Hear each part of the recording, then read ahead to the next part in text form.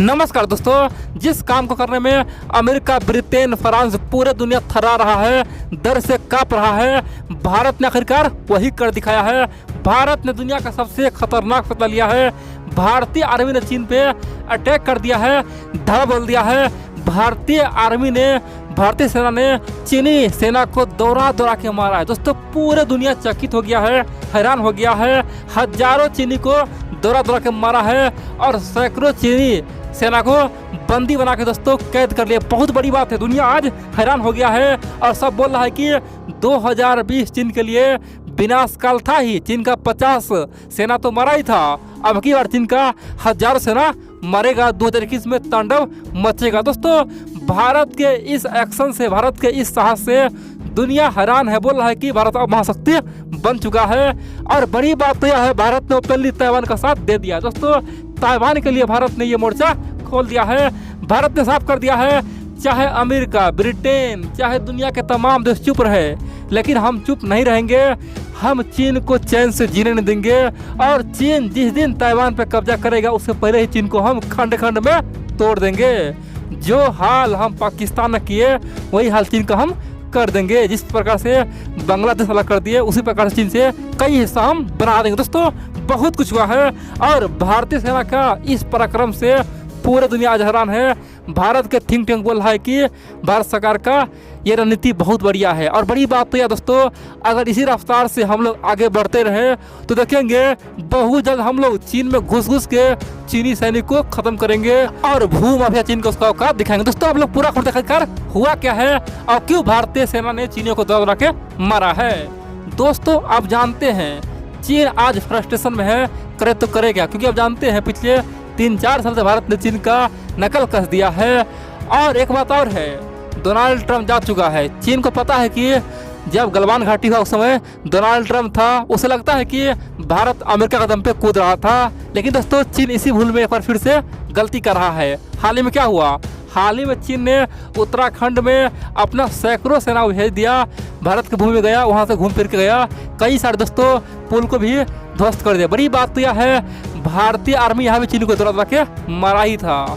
लेकिन अब की बार खबर आ रहा है, दरअसल आज से केवल एक सप्ताह पहले अरुणाचल प्रदेश के तवांग में, दोस्तों तवांग जिला में चाइना का हजारों सैनिक खासतौर पे भारतीय सीमा पे आ चुका। दोस्तों, भारतीय सीमा पे आके भारतीय सेना को आंख दिखाया और अंदर घुसने का प्रयास किया।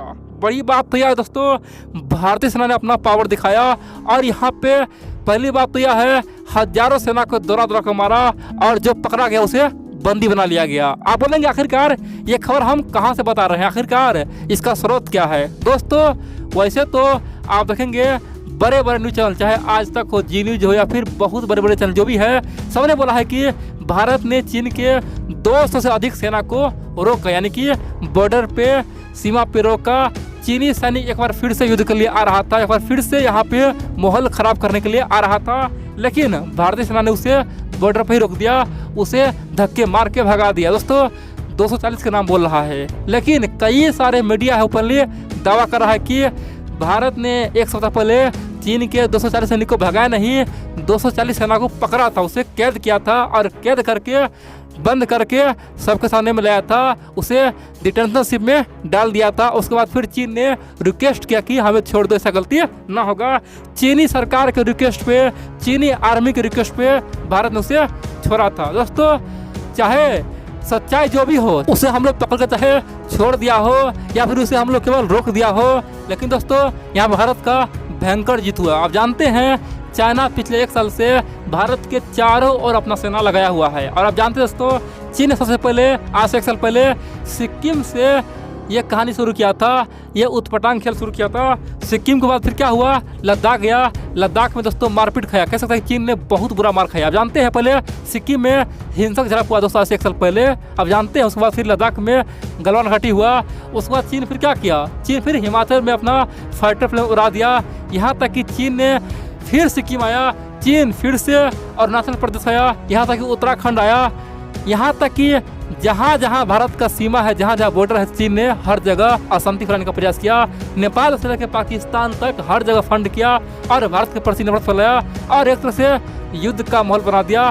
लेकिन क्या हुआ? कुछ नहीं हुआ दोस्तों। बहुत बड़ी बात है, यानी कि चीन जो अपने आप को थिंक टैंक समझता है, उसे लगता है कि अमेरिका को हम केवल अपने जाल में फंसा के मार देंगे। दोस्तों चीन भारत को न फंसा पाया, इसीलिए चीन फ्रस्ट्रेशन में है। हम करें तो करें क्या, किस प्रकार से भारत से उलझा जाए। आप बोलेंगे आखिरकार चीन इतना परेशान क्यों है, क्या कारण जो चीन बार भारत से पंगा लेना चाहता है?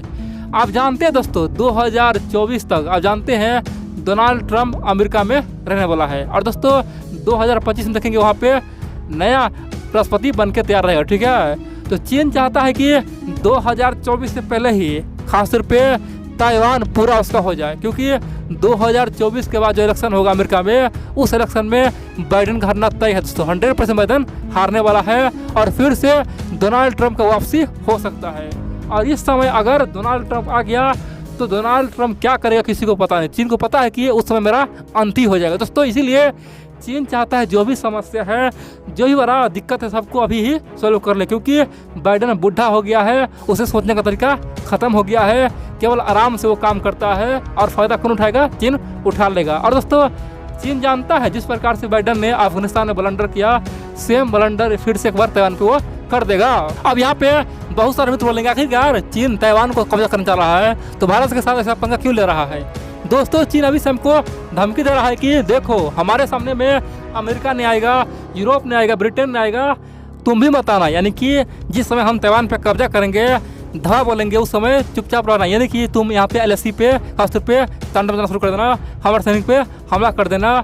अगर यहाँ पे कुछ करते हो, अगर तिब्बत में एंट्री करते हो तो हम तुम्हें बख्शेंगे नहीं, फिर तुम्हें हम छोड़ेंगे नहीं। दोस्तों चीन इस सारे भारत को ये संदेश दे रहा है कि हमसे मत उलझना, हम कुछ भी करते हैं, चाहे कितना भी अत्याचार करे, अपने हम कुछ भी कर सकते हैं, तुम यहाँ मत आना, अपने आप को महान समझ करने मत आना, क्योंकि तुम्हें फिर अमेरिका भी नहीं बचा पाएगा। लेकिन दोस्तों भारत ने हर बार जवाब दिया है कि तुम जब जब भी अत्याचार करोगे तुम्हारे ऊपर हम अटैक करेंगे, तुम्हारा औकात दिखाएंगे। और बड़ी बात तो यह है, अगर 240 सैनिक को हम लोग रोक भी दिया ना दोस्तों, ये हमारे लिए जीत है। क्योंकि पहले आप जानते हैं चीन घुस के निकल जाता था, अब क्या है, सीमा पार करने से पहले ही हमारा आर्मी वहाँ जाके उसके कुटाई करता है, उसको ठुकाई करता है और कुत्ते के मौत से मारता है, दौड़ दौड़ के वो भागता है। कह सकते हैं कि पाकिस्तानी से खराब हालात चीनी सैनिक का हो चुका है। जिस प्रकार से हम लोग पाकिस्तानी आतंकवादियों को मारते हैं, उसी प्रकार से चीनी सेना को आज हम लोग ढूंढ के मार रहे हैं। कह सकते हैं कि जिस प्रकार से हम लोग कश्मीर में आतंकवादी को रोकने के लिए जगह जगह प्लानिंग करते हैं, उसी प्रकार से अब